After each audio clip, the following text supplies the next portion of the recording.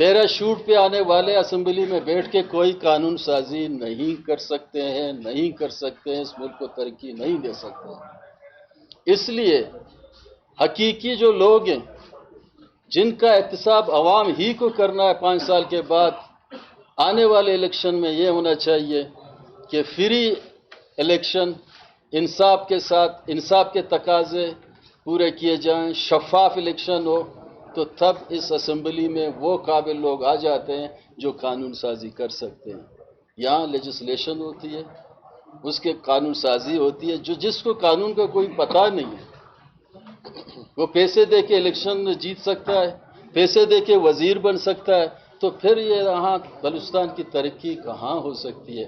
اس حوالے سے ہم سمجھتے ہیں کہ اس بجٹ میں ہماری پوزیشن یہ ہے کہ ابھی جو ہم نے سیلاب ہماری آئی، اس سیلاب میں بحیثیت ایگریکلچر منسٹر جناب صحافی حضرات میں آپ کو بتا دوں 300 ارب کا نقصانات بلوچستان کے زمینداروں کو ہوا، 300 ارب،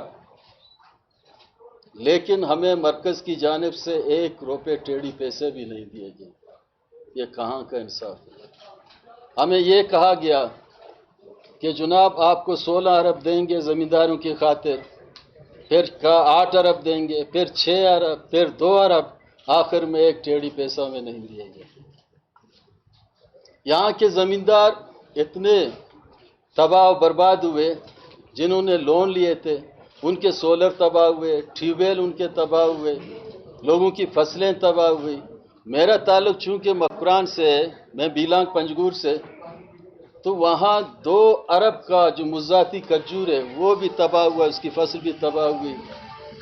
1 ٹیڑھی پیسہ ہمیں مرکز کی جانب سے نہیں دیا گیا۔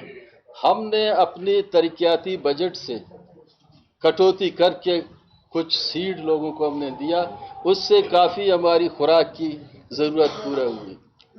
تو ہم سمجھتے ہیں کہ اس وقت جو مرکز کی جانب سے ہماری آئینی اور قانونی حقوق ہیں، NFC ایوارڈ میں بلوچستان کا جو شیئر ہے وہ پروٹیکٹ ہے، آئین میں 18ویں ترمیم کے بعد صاف لکھا ہوا ہے، لیکن ہمارا وہ شیئر بھی ہمیں نہیں ملا، جس سے ہماری جو جتنے بھی سکیم تھے، ہمارے جتنے ترقیاتی سکیم تھے، پروجیکٹ تھے، وہ سفر کرنے لگے۔ آج تک بھی کم از کم 500 ایسے سکیم ہیں جس کو پیمنٹ نہیں کر سکے۔ اس کے ساتھ ہی ہمارے PPL کے مجموعی طور پہ 50 ارب کے مرکز اس وقت بھی قرضدار ہیں، وہ دینے کے لیے تیار بھی نہیں ہے ہمیں۔ تو بجائے کہ ہمیں پیکیج دیتے، بجائے کہ وہ بہتر طریقے سے بلوچستان کی پسماندگی، یہ زخم جو سیلاب کے دوران لگی ہوئی تھی، اس پہ مرہم رکھے، میں افسوس کے ساتھ کہنا پڑتا ہوں، صحافی حضرات آپ بھی تھے، میں نے اسمبلی کے فلور میں کہا ہے 10 ارب کا اعلان شہباز شریف موجودہ وزیر اعظم نے کیا تھا، 1 ٹیڑھی پیسہ ہمیں نہیں دیا گیا۔ اس سے پہلے سیلاب کے دوران $2000 ملین بلوچستان اور مختلف سیلاب کے پورے پاکستان کے حوالے سے آئے ہوئے تھے، جو ہمارا شیئر تھا وہ ہمیں نہیں دیا گیا۔ اس کے ساتھ جنیوا میں ایک ڈونر کانفرنس کی گئی، اس ڈونر کانفرنس میں 40 ممالک نے حصہ لیا، اس میں بھی $10 ارب کا اعلان ہوا، ان میں سے بھی 1 ٹیڑھی پیسہ میں نہیں دیا گیا، اور اس ڈونر کانفرنس میں بلوچستان کی تباہ حالی کا ویڈیو دکھایا گیا، آپ سب نے دیکھا تھا اس میں۔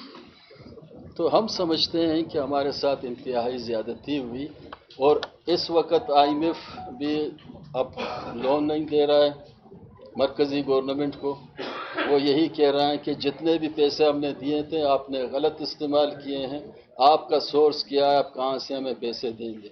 جناب صحافی حضرات، ایک بات آپ ذہن میں یاد رکھیں، اس ملک نے 75 سالوں میں بلین سے بلین ڈالر قرض لیے، اس میں بلوچستان کا 1% بلوچستان پہ خرچ بھی نہیں۔ یہ انتہائی، آپ بھی بلوچستان کے इस सरजमीन के हैं, इस मिट्टी से हैं। बिलियन से बिलियन डॉलर कर्ज लिए गए, 1% बलूचिस्तान में खर्च नहीं हो, ना तालीम पे, ना हेल्थ पे, ना एग्रीकल्चर पे, ना कम्युनिकेशन पे। आप भी, हम देख रहे हैं, कल जो इनका टीवी में पट्टी चल रहा था, 430 अरब बेनज़ीर इनकम सपोर्ट प्रोग्राम के लिए वो कहते हैं इस साल हम देंगे। हम कहते हैं लोगों को बेकारी नहीं बनाओ,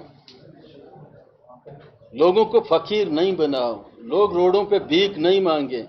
इन 430 अरब में बलूचिस्तान में अगर 20 अरब से 30 अरब दिया जाए या 50 अरब हमारा हिस्सा दिया जाए, हम भीख नहीं मानते हैं, हम हक मानते हैं। इससे बलूचिस्तान में मकरान में खजूर का बड़ा फैक्ट्री भी लग सकता है, वहाँ 50,000 लोग नौकरी पे भी लग सकते हैं। यही हमारा जो काटन का फसल है, बहुत से इलाकों में बलूचिस्तान में इस वक्त 22 डिस्ट्रिक्ट में ऑर्गेनिक काटन पैदा हो रहा है, उससे बड़े बड़े कारखाना लग सकते हैं, रोजगार का एक मौका पैदा हो सकता है। बलूचिस्तान में कम से कम 1 लाख लोग रोजगार कर सकते हैं। हमारे लोगों ने आंखों में रखा है कि बलूचिस्तान गवर्नमेंट कोई चपरासी लगाए, कोई चौकीदार लगाए। जहां मुल्कों ने तरक्की की है प्राइवेट सेक्टर में, उन्होंने मनसूबाबंदी की है। यहाँ कोई मनसूबाबंदी नहीं है, सिर्फ लोगों को बैनुल-अक़वामी तौर पर बेकारी बनो, फिर यहाँ आके लोगों को बेकारी बनाओ। इस तरीके से मुल्क तरक्की नहीं कर सकते हैं। आप देखें, बांग्लादेश आपके सामने है। परसों बांग्लादेश ने अपना बजट पेश किया, 71 अरब डॉलर का बजट, तरक्याती बजट पेश किया। और वहां फीकस आमदनी पता क्या है? $26,000 फीकस आमदनी माहाना है, और यहाँ 17,000 रुपये। बांग्लादेश में कोई सिवा समंदर के, कपास के, चावल के कुछ ही नहीं है, लेकिन उन्होंने एक कौम की हैसियत से आगे बढ़ना शुरू किया। यहाँ तो हमें अनान ने तबाह किया, पर्सनल मफादात ने तबाह किया, पार्टियों का रेस लगा हुआ है, कौन पार्टी आगे बढ़ रहा है, कौन आगे जा रहा है।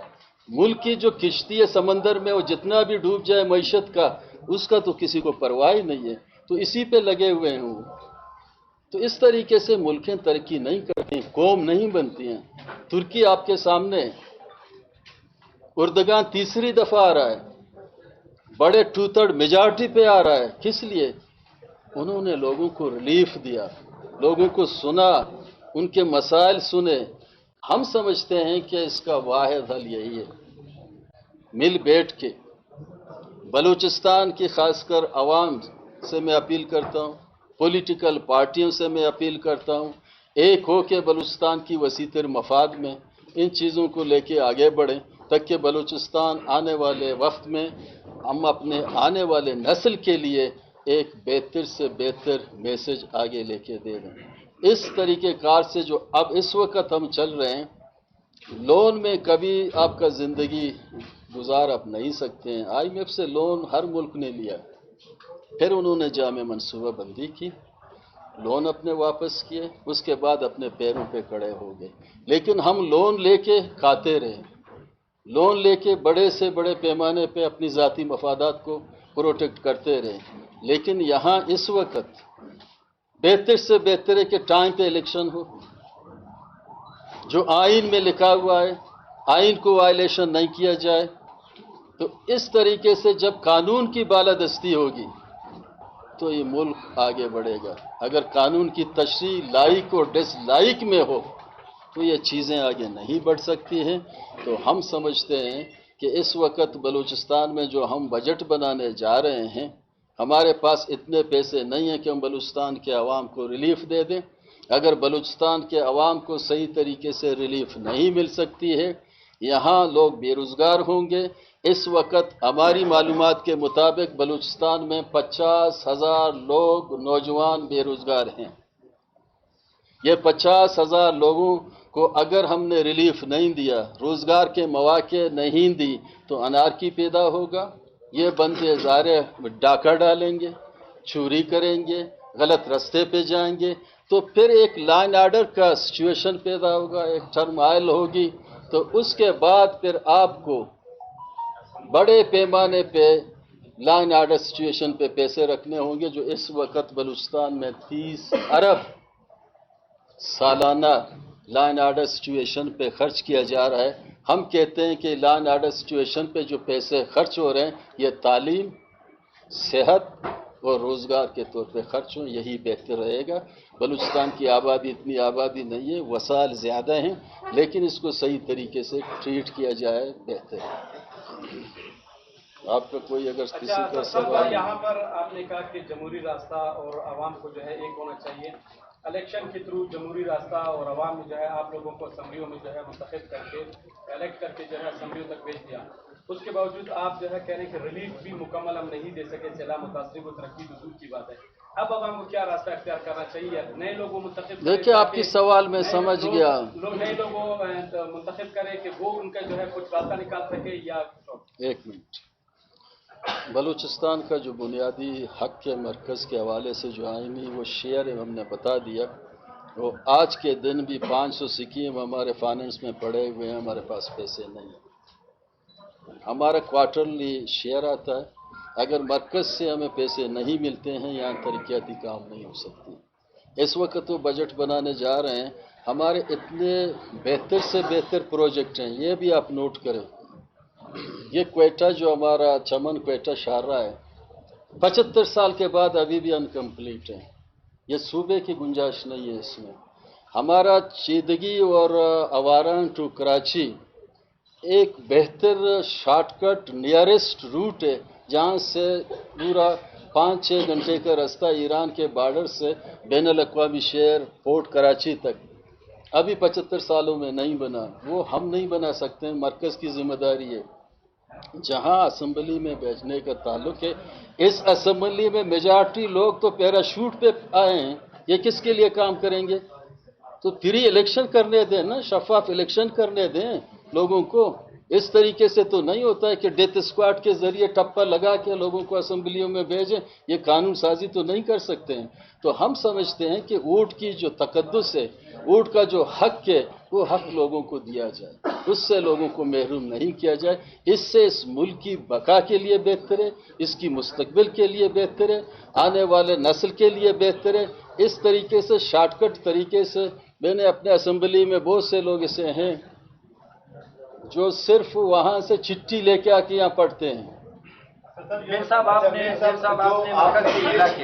ابھی اور اس سے قبل جی ابھی آپ نے جو وفاق سے گلے شکوے کیے، اس سے قبل زنجو صاحب کے بھی یہی گلے شکوے کہ وفاق میں اس قدر وہ ہمارا ڈیو شیئر ہے وہ نہیں دے رہا۔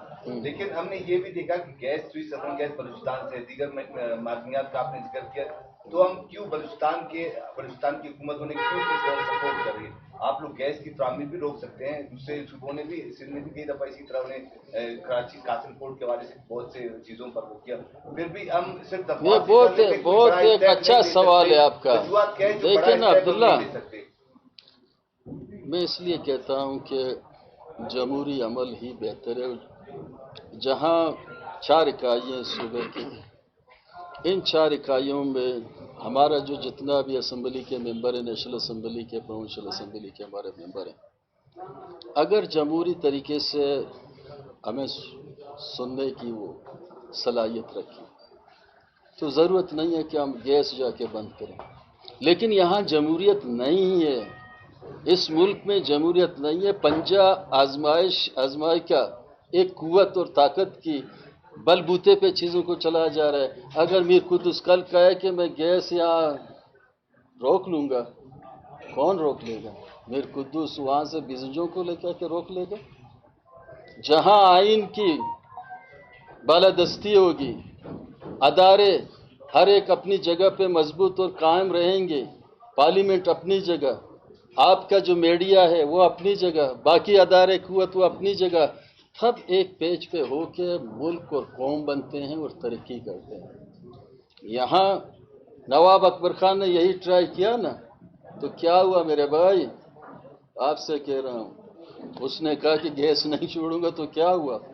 इसलिए हम समझते हैं कि लोग, ये मुल्क 25 करोड़ अवाम का है, तो अवाम जिसको मुंतखब करे कम से कम आईनी तरीके से उसको इक़्तिदार के साथ इख्तियार भी मिलना चाहिए, तब एक बेहतर से बेहतर एक रिजल्ट हो सकती है। आपके भी हमें सपोर्ट की ज़रूरत है, हमें जितने भी यहाँ लिखारी हैं उनकी सपोर्ट की ज़रूरत है, जो कालम लिखते हैं, जो अदीब हैं, जो प्रोफेसर हैं, जो दानश्वर हैं, सब बोलें with in framework of Pakistan democratic struggle हमारा हक है, कौमी जमहूरी तरक्की पसंद स्ट्रगल हमारा हक है। हम पहाड़ में रेपल लेके नहीं जाते हैं, हम कहते हैं हुकूक लड़ने की खातिर असम्बली सबसे बेहतर मोर्चा है। इस मोर्चे को इस्तेमाल करके जमहूरी तरीके से हम अपना हक की डिमांड करते हैं।